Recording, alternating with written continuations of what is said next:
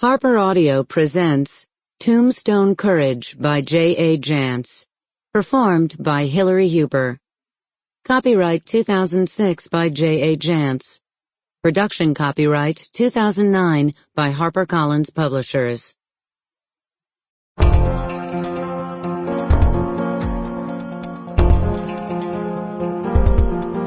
Prologue. Rocks rained down on him in a steady, deadly barrage. Small ones at first, then gradually larger. In the beginning, he managed to crawl out of the way, dodging this way and that, scrabbling on his belly with his hands and arms wrapped around his head, protecting it. "Stop!" he begged, his voice strangely muffled by the dirt and rocks beneath him. "Please stop! I swear, I'll never do it again! Never!" But still the brutal rocks kept falling. They smashed into his legs, his arms, the small of his back. He screamed in pain, in agony, but there was no escape, no place to hide. The attack couldn't have lasted more than 5 minutes from beginning to end, but for him, the target, it seemed like forever. And it was, because when it was over, he lay partially buried and lifeless on the rock-strewn floor of the hole, with a 10-pound boulder crushing part of his skull.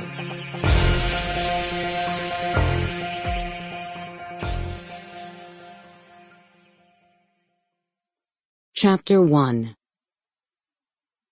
Harold Lamb Patterson squinted through the rain-blurred windshield. Checking for traffic, he pulled his Rattletrap International Scout through the gate of the Rocking Pea Ranch and onto the highway. Pouring rain made it hard to see. Part of the problem was his eyes. Ivy, his daughter, was constantly nagging him about that, and she was probably right. Thank God his ears still worked all right.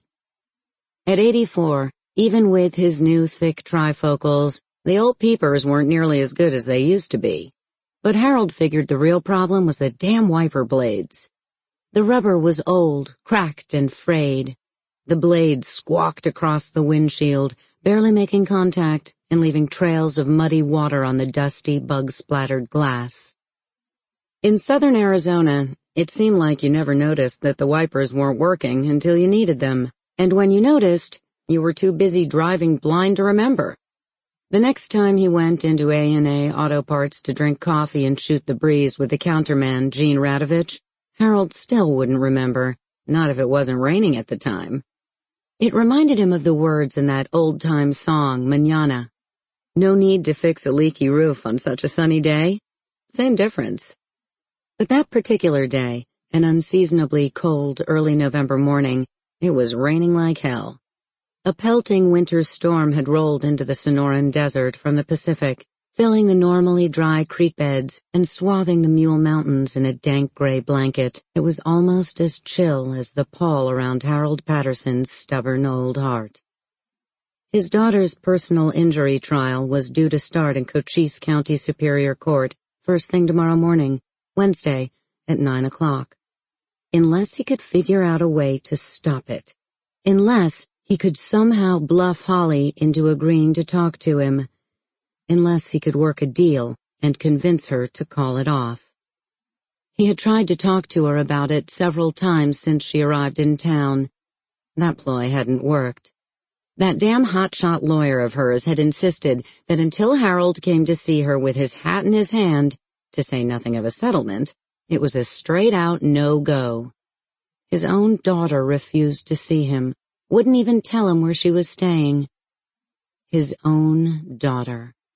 Just thinking about it caused Harold's gnarled, arthritic hands that had wrung the necks of countless Sunday dinner chickens, to tighten into a similar death grip on the smooth surface of the worn steering wheel. Harold thought about Holly and her damn lawsuit the whole time he guided the wheezing yellow Scout over the rain-swept pavement of Highway 80. Up the mountain pass locals called the Divide, and then down the winding trail of Tombstone Canyon into Old Bisbee. Holly had been a 4th of July baby. He had wanted to call her Linda, Indy for short in honor of Independence Day, but Emily wouldn't hear of it. She insisted that if she had daughters, They would be named after their Sample complete. Ready to continue?